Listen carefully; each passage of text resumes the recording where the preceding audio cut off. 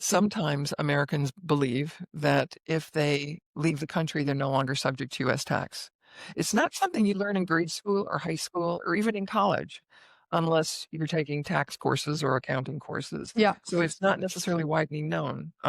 Your advisors should know this. Yeah. But I have to tell you a story. I had this client who worked on the oil rigs in the North Sea.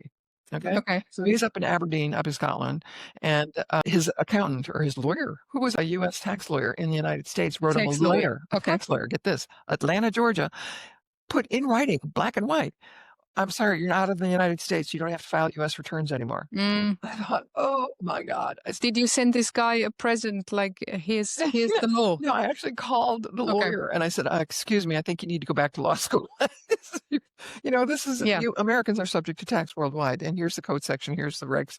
And I says, you need to bring yourself up to date. Yeah. But he found that oil worker found out in Aberdeen, one of his workers that he was working with told him and says, no, you're subject to U.S. tax. Okay. And so he, So bottom line, if you have a US passport or a green card, no matter where you go on this planet, maybe if you go to the moon, I'm not sure about that. Yeah, true. And no, yeah, of course, it doesn't matter where you are. Okay.